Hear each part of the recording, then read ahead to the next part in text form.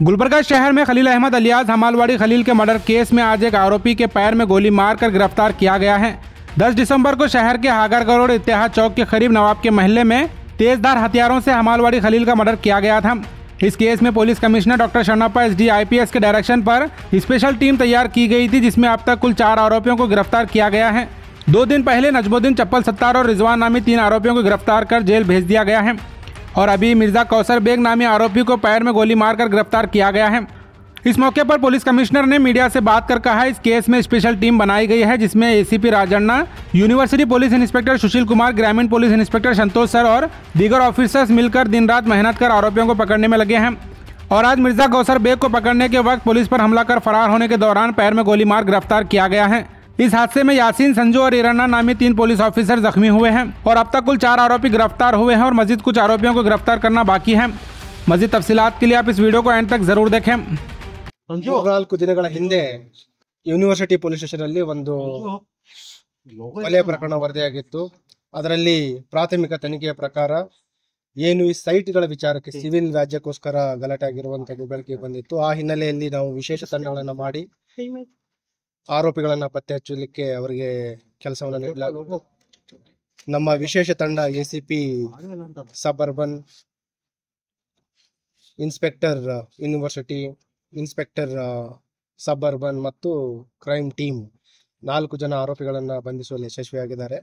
ಅದರಲ್ಲಿ ಒಬ್ಬ ಆರೋಪಿ, ಅವನು ತಲೆ ಮರೆಸ್ಕೊಂಡು ಮುಂಬೈ, ಪುಣೆಯಲ್ಲೆಲ್ಲ ಓಡಾಡ್ತಾ ಇದ್ದ. ನಿನ್ನೆ ಅವನನ್ನ ವಶಕ್ಕೆ ಪಡ್ಕೊಂಡು ಇವತ್ತು ಬಂಧಿಸಲಾಗಿತ್ತು. ಅವನು ಸ್ಟೇಷನ್ನಿಂದ ನೇಚರ್ ಕಾಲ್ ನೆಪದಲ್ಲಿ ತಪ್ಪಿಸ್ಕೊಂಡಿದ್ದ. ಅವನನ್ನ ಮತ್ತೆ ನಮ್ಮ ತಂಡ ಪತ್ತೆ ಹಚ್ಚಲು ಯಶಸ್ವಿಯಾಗಿದ್ದಾರೆ. ಅವನನ್ನ ವಶಪಡಿಸ್ಕೊಳ್ಬೇಕಾದ್ರೆ ಅವನು ನಮ್ಮ ಸಿಬ್ಬಂದಿಯವರ ಮೇಲೆ ಮಾರಣಾಂತಿಕ ಹಲ್ಲೆ ಮಾಡಿದ್ದಾನೆ. ಹಾಗಾಗಿ ಅವನ ಮೇಲೆ ನಮ್ಮ ಯೂನಿವರ್ಸಿಟಿ ಇನ್ಸ್ಪೆಕ್ಟರ್ ಅವನನ್ನ ಸರೆಂಡರ್ ಆಗಂತ ಹೇಳಿದ್ರು ಕೂಡ ಅವನು ಹಲ್ಲೆ ಮುಂದುವರಿಸಿದಾಗ ಅವನನ್ನ ಸಿಬ್ಬಂದಿಯವರ ರಕ್ಷಣೆಗೋಸ್ಕರ ಮತ್ತು ಅವನನ್ನ ಕೊಲೆ ಪ್ರಕರಣದಲ್ಲಿ ಬೇಕಾಗಿರುವ ಆರೋಪಿಗಳನ್ನ ಅವನ ಮೇಲೆ ಫೈರ್ ಮಾಡಿ ಅವನನ್ನ ವಶಪಡಿಸಿಕೊಂಡಿದ್ದಾರೆ. ಗಾಯಗೊಂಡ ನಮ್ಮ ಏನು ಸಿಬ್ಬಂದಿ ಇದ್ದಾರೆ, 2 ಜನ ಹೆಡ್ ಕಾನ್ಸ್ಟೇಬಲ್ಸ್ ಮತ್ತು ಕಾನ್ಸ್ಟೇಬಲ್ಸ್, ಅವರನ್ನ ಇಲ್ಲಿ ಆಸ್ಪತ್ರೆಗೆ ಸಾಗಿಸಿದ್ದೀವಿ. ಅವರು ಚಿಕಿತ್ಸೆ ಪಡಿತಾ ಇದ್ದಾರೆ. ಅದರ ಜೊತೆಗೆ ಏನು ಇವನು ಆರೋಪಿ ಇದ್ದಾನೆ ಮಿರ್ಜಾ ಕೌಸರ್ ಬೇಗ್ ಅಂತ, ಅವನನ್ನು ಕೂಡ ಈಗಾಗಲೇ ಆಸ್ಪತ್ರೆಗೆ ಸಾಗಿಸಿ ಅವನಿಗೂ ಕೂಡ ಚಿಕಿತ್ಸೆ ನೀಡಲಾಗ್ತಾ ಇದೆ. ಇದರಲ್ಲಿ ಈಗೇನು ಆರೋಪಿ ಇದ್ದಾನೆ ಅವನ ಮೇಲೆ ಒಟ್ಟು 10 ಪ್ರಕರಣಗಳಿದಾವೆ. ಅದಲ್ಲದೆ ಅದರಲ್ಲಿ 2 ಹರ್ಟ್ ಇದೆ ಮತ್ತು 1 307.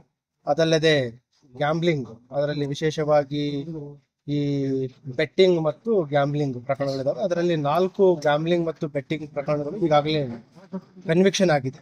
ಅದಲ್ಲದೆ ಈಗ ಇತ್ತೀಚಿನದ 1 307 ಈ ಸ್ಟೇಷನ್ ಇಂದ ತಪ್ಪಿಸ್ಕೊಂಡಿರುವಂತದ್ದು ಮತ್ತು ಈಗ ನಮ್ಮ ಸಿಬ್ಬಂದಿಯವರ ಮೇಲೆ ಕರ್ತವ್ಯಕ್ಕೆ ಅಡ್ಡಪಡಿಸಿ ಮಾರಣಾಂತಿಕ ಹಲ್ಲೆ ಮಾಡಿರುವಂತ 353 307. ಸೊ ಟೋಟಲ್ 13 ಪ್ರಕರಣಗಳಲ್ಲಿ ಇವನು ಆರೋಪಿ ಆಗಿರುತ್ತಾನೆ. ಈ ಮರ್ಡರ್ ಕೇಸಲ್ಲಿ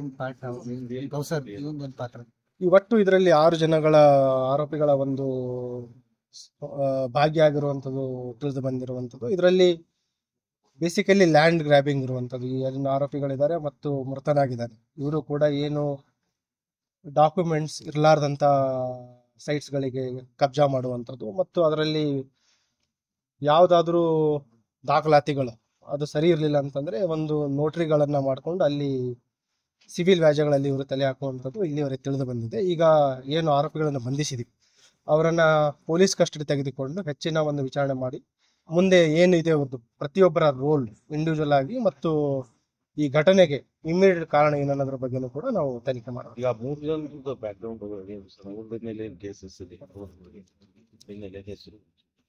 ಹೆಸರುಗಳು ನಿಮ್ಗೆ ಆಮೇಲೆ ತಿಳಿಸ್ತೀವಿ. ಅದರಲ್ಲಿ ಈಗ ಏನು ವಶಕ್ಕೆ ಪಡಿಸ್ಕೊಂಡು ಈಗ ಆಲ್ರೆಡಿ ನ್ಯಾಯಾಂಗ 3 ಜನರಿಗೆ ಅರೆಸ್ಟ್ ಮಾಡಿ ನ್ಯಾಯಾಂಗ ಬಂಧನಕ್ಕೆ ಒಪ್ಪಿಸಲಾಗಿದೆ. ಈಗ ಇವನನ್ನು ಕೂಡ ಈಗ ಅರೆಸ್ಟ್ ಮಾಡಲಾಗಿದೆ. ಈಗ ಪೊಲೀಸ್ ಕಸ್ಟಡಿಗೆ ತೆಗೆದುಕೊಂಡು ಇವರನ್ನ ನಾವು ಹೆಚ್ಚಿನ ವಿಚಾರಣೆ ಮಾಡಲಿ. ಅವ್ರದ್ದು ಏನ್ ರೋಲ್ ಇತ್ತು?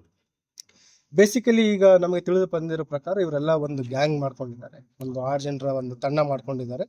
ಎಲ್ಲಿ ಸಿವಿಲ್ ವ್ಯಾಜ್ಯಗಳಿದಾವೆ ಮತ್ತು ಎಲ್ಲಿ ದುರ್ಬಲರಿದ್ದಾರೆ ಅಂತ ಏರಿಯಾಗಳನ್ನ ಇವರು ಗುರುತಿಸಿಕೊಂಡು ಅಲ್ಲಿ ಅವರು ಕೈ ಹಾಕಿ ಅವುಗಳನ್ನ ಮೇಲೆ ವಶಪಡಿಸಿಕೊಳ್ಳುವಂಥದ್ದು ಮತ್ತು ಸ್ಥಳೀಯರಿಗೆ ಹೆದರಿಸುವಂಥದ್ರ ಬಗ್ಗೆ ಒಂದು ತಂಡ ಮಾಡಿದ್ದಾರೆ. ಹಾಗಾಗಿ ಯಾರೇ ಇವ್ರಲಿಂದ ಅನ್ಯಾಯಗೊಳಪಟ್ಟಿದ್ರು ದೂರನ್ನ ನೀಡಿ ಇವ್ರ ಮೇಲೆ ನಾವು ಕ್ರಮ ಕೈಗೊಳ್ಳೋದ್ರ ಬಗ್ಗೆ ಭರವಸೆ ನೀಡ್ತಾ ಇದ್ದೀವಿ.